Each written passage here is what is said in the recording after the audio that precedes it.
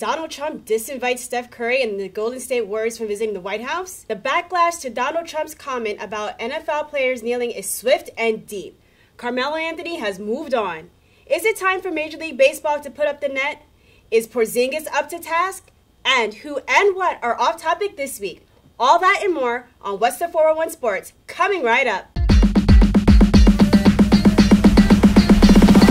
Welcome everyone, and thanks for joining us here at What's the 411 Sports. I'm Keisha Wilson. I'm Mike McDonald. Mike, it's good to see you. I hope you had a great week. Definitely. Well, let's get started. Donald Trump inserted himself into the discussion on NFL players protesting police brutality and other social injustices against minorities. Trump stated at a campaign rally in Alabama that NFL owners should fire any player who knelt during the national anthem and that fans should walk out and protest when, quote, somebody disrespects our flags. Trump's comments ignited a firestorm. NFL Commissioner Roger Goodell had his clapback when he said, and I quote, divisive comments like these demonstrate an unfortunate lack of respect for the NFL, our great game, and all of our players, end quote. DeMaurice Smith, who is the executive director of the NFL Players Association, also tweeted, we will never back down. We no longer can afford to stick to sports. A good number of NFL players took exception to Trump's assertion that they should not exercise their rights to free speech, their rights to protest, and also being called, quote-unquote, sons of bitches. Some notable NBA players and celebrities are standing in unison with the NFL players. Now, Mike, when Colin Kaepernick began his protest, it gathered some steam amongst sports aficionados and some journalists, but Trump's recent tweets about the subsequent protest really put the discussion to an elevated level. Mike, I ask you, what do you think about Roger Goodell's response to Trump?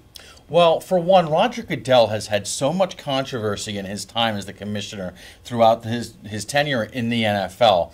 He's had moderate at best support for these guys, these players that have gone out and demonstrated their protesting of the national anthem up until now. And now what he did here, this response to what Trump said with this statement he gave in Alabama, I thought was very supportive of the league for these players to go out and do what they wanted to do. I thought afterwards that Goodell showed the amount of, he reiterated the amount of pride that a lot of these players felt throughout the league. Going forward, there's a lot of criticism that we could give to Roger Goodell, the way that he's handled the Colin Kaepernick situation, no question about that. But it's almost as if from both sides, whether it's the progressive people or whether it's the people that have been very critical of these protesters, Roger Goodell is going to face a mass amount of criticism as he goes forward. This is going to be the most important thing that he handles during his tenure as the commissioner. No question about it. A lot of the stuff that's gone on over the course of the last several days, the backlash from a lot of white people that feel just this outrage over these players that have gone out of their way to protest, this is something that Goodell is going to have to face. From my standpoint, to answer the question is how Goodell went forward with his response. I thought that this was something that, yes, he only gave really a 3-sentence response to what Trump said, but for the most part, I think that this gave a lot of these players and the owners go ahead and do what they needed to do on Sunday. And of course, now the backlash has followed. And the last thing I'll say is there's been no shortage of criticism for Goodell from people like Sean Hannity, Gian Pirro, the former Attorney General in New York. Not former Attorney General, the former Attorney General for Westchester County. So they have been all over him. This is going to be a tricky time to see how he goes forward with this, Keisha. Yeah, I think patriotism is becoming the new racism, but I won't go too much off of a tangent on that. I'll just stick to Roger Goodell's response, and in essence, the league's response to Trump's comments. I couldn't help but notice the hypocrisy of the NFL in that Roger Goodell really clapped back at Donald Trump for Donald Trump saying, if you protest, you should be fired. Well, we just saw that happen. We saw Colin Kaepernick protest, and he still doesn't have a job. And Roger Goodell never really has, at least to this point, hasn't taken any initiative to find out why Colin Kaepernick hasn't even gotten a tryout for any of these teams. Whether you think that he is an elite player, a good player, or even mediocre, he's still better than some of the starting quarterbacks that have taken the field so far in the season. And he's definitely better than some of the backup quarterbacks. And there was never any investigation, any leaning on any of the owners to really understand if there's some sort of collusion or some kind of unfair practice at work. And then after Trump's comments, the following games, we saw a lot of teams either go into the locker room, stay in the locker room during the anthem as a unit. There were owners locking hands with their teams on the sideline. Jerry Jones took a knee with his team before the anthem.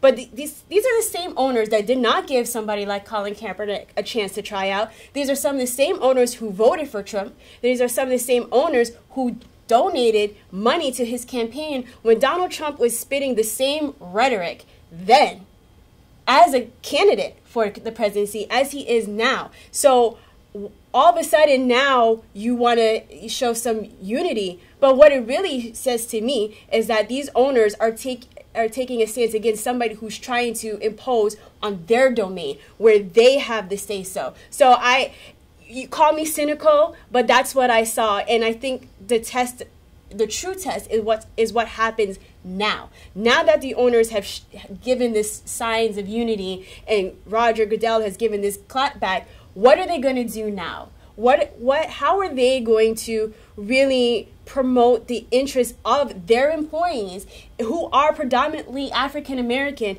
How are they as the league, the owners, really going to tackle some of the issues that affect their employees?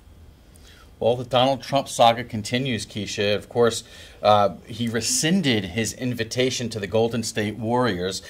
You know, Steph Curry was the one who was hesitant, and ultimately he decided that he did not want to go to the White House. And then Trump's response, going to the White House is considered a great honor for a championship team. Stephen Curry is hesitating, therefore invitation is withdrawn, Trump tweeted. And North Carolina's men's basketball team will not be visiting the White House either. Now, Charles Barkley thinks teams skipping the White House visit are setting a dangerous precedent, Keisha. What do you make of this? I think it's a joke. How do you uninvite somebody who already said they weren't coming to your White House? Steph Curry was very clear that he really did not have any intentions of going to the White House with number 45 sitting at the big desk. So you cannot invite somebody who wasn't going to come.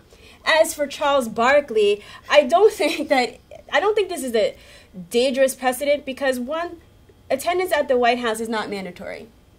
Two, players have skipped the White House visit over the course of time.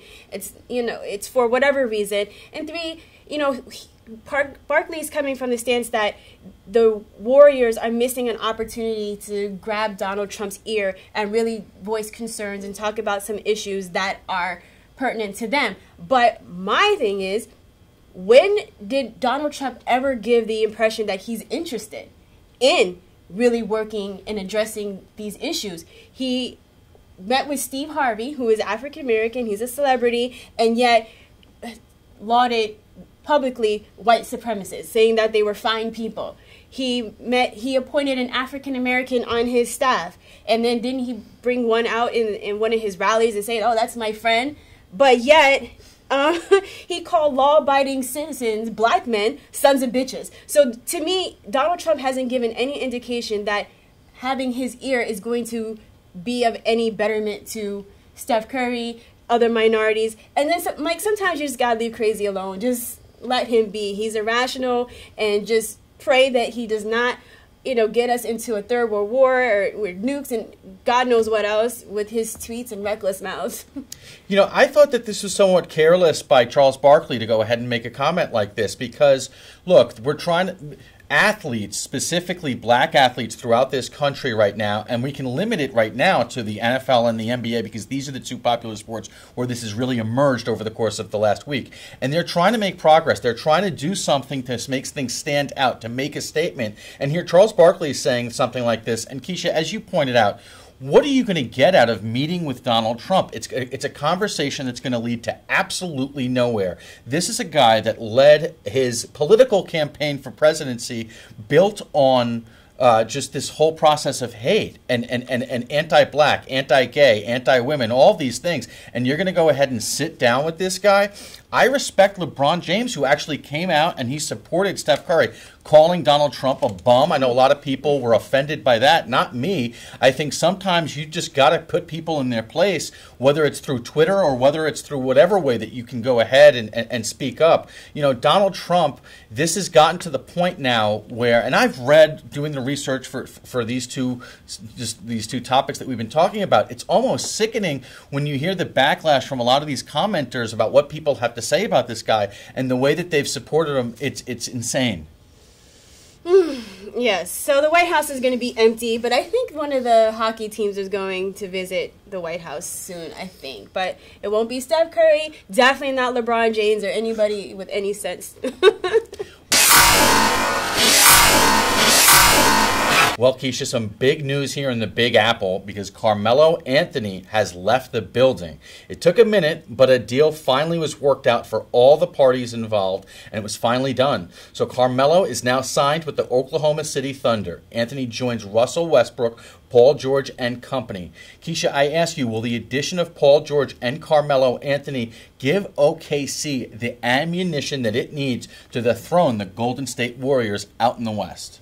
Well, I'll just start off by saying I'm sad to see Melo go, but I am happy for him. He really needed to get out of this toxic environment, and he is going to OKC where they have welcomed him with open arms. There was quite a showing at the airport when he landed in OKC, and people were cheering and yelling. I wonder if it brought a tear to his eye. I wonder if he thought, they like me. They really like me. And it's great. I think that's, especially we talked in previous shows about some of the things going on in his personal life. I think this is something that's going to be good for him to put himself, to be in a position where he's wanted and actually contending. So to go to your question, I think that the addition of Carmelo has shortened the gap. I don't think it's enough to overtake the Warriors, but I like the chances of a nice competitive series should it come down to the Warriors and the OKC Thunder.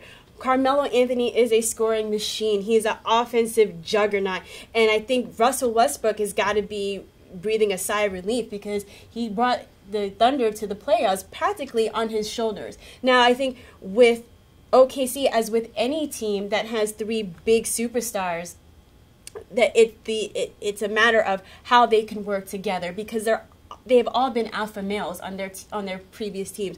Russell, he's been in OKC, he was the alpha male. Carmelo, alpha male. Paul George, alpha male. All ball handlers, all scorers. So it's a matter of being able to sacrifice. And also Russell switching his mentality to knowing and believing that he doesn't have to do it on his own. Yeah, I think a lot of Knicks fans have this idea that the whole Carmelo Anthony regime while he was over here was dismal and black and dark. No, it wasn't. They had some good times when he came here in 2011. These were some playoff teams that they were able to put together. Yes, the last several years have been very tough. They've been very dismal. They've been very gloomy. But at this point, I'm happy for Carmelo Anthony to get an opportunity to go ahead and compete. It's tough to go out there in the West. It's a lot more competitive than it is here in the Eastern Conference. But as you pointed out, Keisha, this is going to take a huge load off of the MVP from last season, Russell Westbrook. And these are games that we're all going to want to tune in to see how these guys all gel together. Paul George, Melo, and of course Russell Westbrook. I think he should be excited for this move, and I think that this is, as we said, this is done for all parties involved. I think everyone now can breathe a sigh of relief as we go into training camp that this whole saga is over with. Yeah, I'm just sad for myself because all these games are on the West Coast time. And, I'm getting older now, and I have to go to work in the morning. It's hard for me to stay up and watch these entire games. And then I try to DVR them. By the time I sit down to DVR, it's time for the next game, and my DVR piles up with all these great West Coast games. But I'm sad for myself, but I'm going to probably maybe stay up maybe till 12, maybe 12:30 if I'm feeling super ambitious. But I'm excited for the Wild Wild West. But don't go away because when we come back, we have more of What's Poppin'. Welcome back to What's the 411 Sports. A 105-mile-per-hour foul ball from Todd Frazier hit a 2-year-old girl in the stands in a game between the New York Yankees and the Minnesota Twins at Yankee Stadium. The 2-year-old is doing okay, but Mike, I ask you, is it time for Major League Baseball to have safety nets at all of its stadiums? I think so, definitely. I mean, this is something that you don't want to get another incident like this, and this was something that was very scary. Fortunately, as you pointed out, it seems like the little girl's doing fine. Todd Frazier, of course, has actually been in contact with the family. He was really worked up about it, and a lot of the players were as well. I think one of the reasons why the MLB is going to push forward with this is they have the support of their players. I've seen a lot of the comments from some Major League Baseball players saying, hey, when I have my families and I bring them to the game for batting practice or whatever, I make sure they're nowhere near the field where they're going to take a chance where they could wind up getting hit. Look here at New York, in Citi Field, they've really been sort of on the ball with this. They've put a little bit more netting as opposed to some of these other stadiums. Will there be some opposition to this from some of the old school fans that want to really have a good feel for the game? Possibly, but you know what? Maybe they're just going to have to move back because from my standpoint, you don't want to take another risk where you're going to get something like this. And Keisha, absolutely. The answer to the question from me is yes. You want these fans who are going to these games to be as safe as possible. Yes, this is a simple, cost-effective way to ensure the safety of your patrons.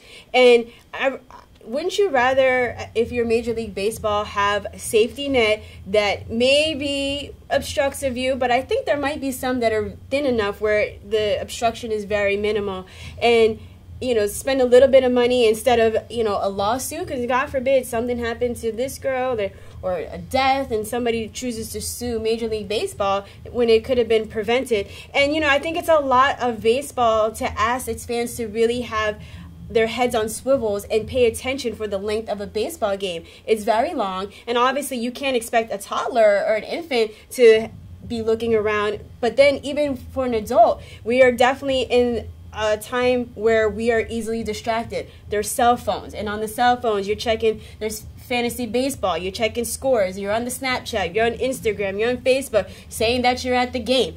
And, then boom. You're yelling at the hot dog guy. Yeah, you're yelling at the hot dog guy. Then, of course, at any stadium, there's beer, there's alcohol. And you know what happens to your motor skills after you start consuming a decent amount of alcohol, they slow down, and you're not going to be able to really pay attention and get your hands up or in enough time. So Major League Baseball, just shell out a little bit of money and save yourself some heartache.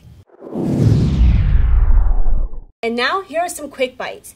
Aaron Hernandez's lawyer said that the late football player had a severe case of CTE, and he is planning to file suit against the NFL and the New England Patriots on behalf of Hernandez's daughter. Floyd Mayweather told TMZ Sports that he has yet to cash his check from the Pacquiao and McGregor fights. Carmelo Anthony has set up a relief fund for Puerto Rico.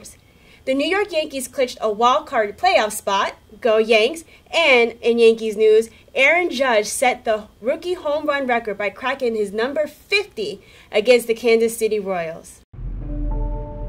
Traditional light bulbs actually generate 9 times more heat than light. Switch to energy-saving bulbs. Saving energy saves you money. All right, Keisha, well, I've got one for you. Kevin Durant tried to be incognito on Twitter, but people soon figured it out that it was Durant criticizing the OKC Thunder and coach Billy Donovan. Criticism of Durant soon followed, and some of it was just brutal. Do you think this incident will follow Kevin Durant for the rest of his NBA career, or will people eventually just get over it?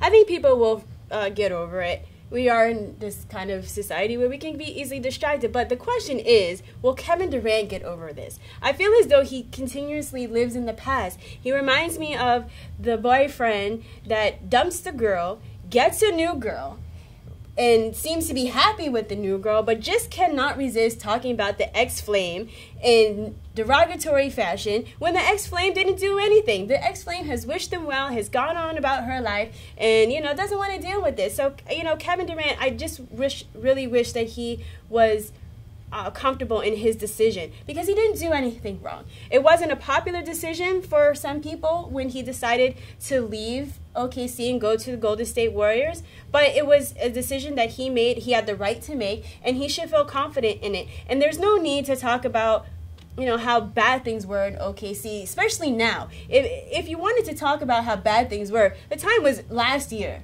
Because the whole season has passed already. You've won a championship. Kevin Durant, just be okay with your decision and just let OKC live their lives, and you live your life as a Golden State Warrior. But there is a theory that Kevin Durant may want to come back to OKC. Well, that'd be interesting. Keisha, I agree with you. I mean, I think, yes, from this standpoint, this is up to Kevin Durant to just move forward and stop bringing up the past. At the same time, it's hard when you have all these people on Twitter and social media, Facebook. I almost said Instagrams for the pictures. It shows you how much I know. But all these people going out and you're calling your name, saying this, saying that, and it's hard to really kind of give a response sometimes. For Kevin Durant, what I think he needs to do is just forget it. Just take the noise and just ignore it, or stand up to it. If you want to say something to somebody, you don't have to create some fictitious name and go on these sites. But put your name on it, right? And we can. People want to judge Kevin Durant for the decision that he has made to leave OKC and go to Golden State. I know I have. But, we don't know what it was like with him playing with Russell Westbrook for all those years. So I think this is something that people will forget sooner than later. I don't think that this is something that's going to really plague him for the rest of his career. Our photo of the week is a picture of Carmelo Anthony and Russell Westbrook posted by Paul George on his Instagram account, and everyone is happy. Traditional light bulbs actually generate 9 times more heat than light. Switch to energy-saving bulbs. Saving energy saves you money. Welcome back to What's the 411 Sports. It's now time for our New York Sports Report. Well, Mike, we recently had Media Day for the NBA, so that's when teams all across the NBA cities were available, the players were available to the media, and we're just going to focus close to home in Brooklyn. So Brooklyn Nets had their Media Day, and the biggest takeaways was that, one, there's a really great sense of camaraderie amongst the team. They're really gelling as one, and they're looking forward to building upon last season. Now there's some new pieces to the mix, but the new additions really have seemed to come into the fold very well with the Nets that had been there from prior seasons. And two of the biggest names in the offseason and carrying into this season was D'Angelo Russell and Jeremy Lin, the 2 point guards, and how would they coexist on the court and what roles would they play. And both of them have no doubt that they can play on the court together, that their styles mesh, and that they're really getting to understand one another as players to know where their strengths and interests lie, where they like to move on the court, because the idea is that they will be sharing ball handling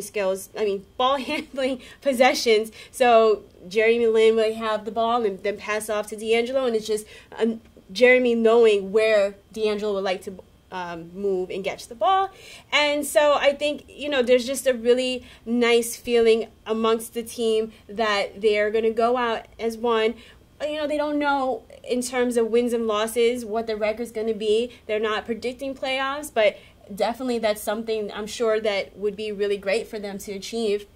But it's just about going out, really being competitive, and just really, being a united front.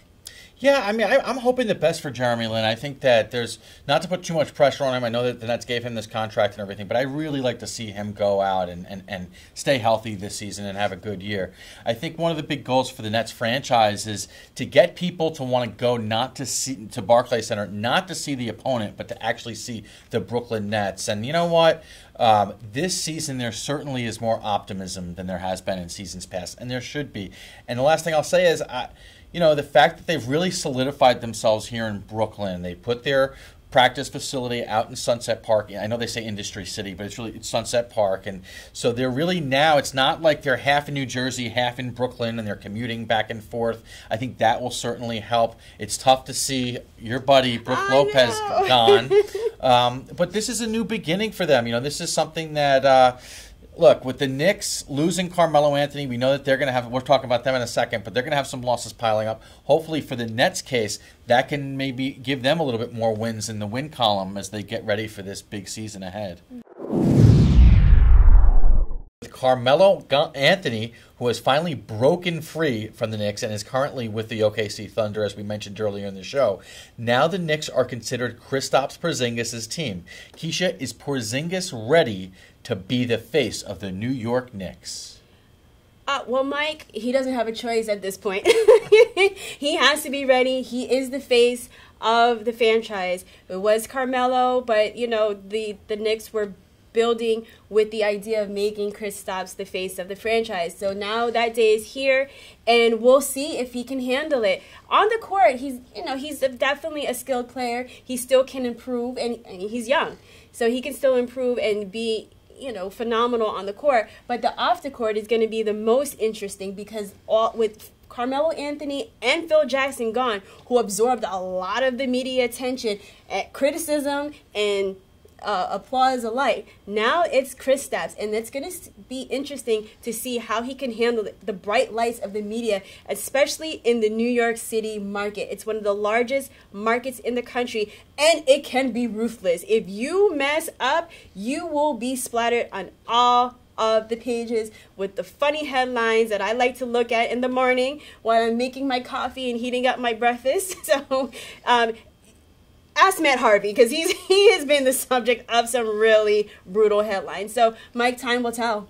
Yeah, to go back to Brook Lopez, I think, who's now in Los Angeles Lakers, with the Los Angeles Lakers, one of the things with Brook Lopez that he was able to do is, while he was here with the Nets over the last several seasons, all that losing, night in, night out, it gets to you, and you got to go in and give the post-game interview and all that. And this is going to be a tough season that the Knicks have ahead of themselves. There's no question about that. My question is with Porzingis, how is he going to handle that? Because here you have a player who's very young, trying to grow on a very young team at the same time. When those losses pile up, when you've lost 7 out of 10 games, how is that enthusiasm going to carry over to make your teammates better, make yourself better, make the team better overall as you face what could be possibly I hate to say it, but 45, maybe even a 50-loss season as the Knicks get ready to face what's really now a more competitive Eastern Conference than it's been in the past. But I hope nothing but for the best for this kid. I think he averaged 14 points his rookie year. It was 18 last season. So his numbers have steadily grown over the course of the couple seasons.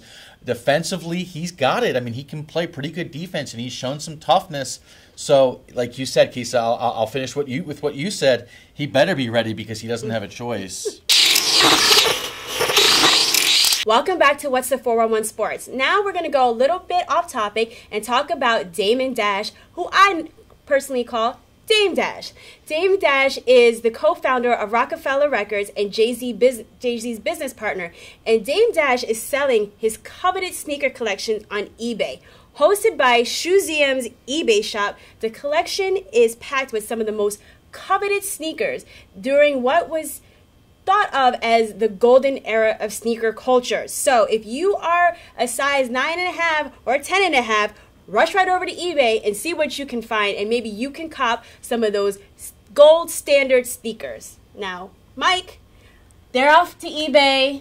We're going to say goodbye, but don't worry, you can keep up with us until we meet again next week by following us on Instagram and Twitter, liking us on Facebook, and subscribing to our YouTube channel, all at 411 Sports TV. I'm Keisha Wilson. On behalf of Mike McDonald, we'd like to thank you for joining us here at What's the 411 Sports, and we look forward to checking you out again.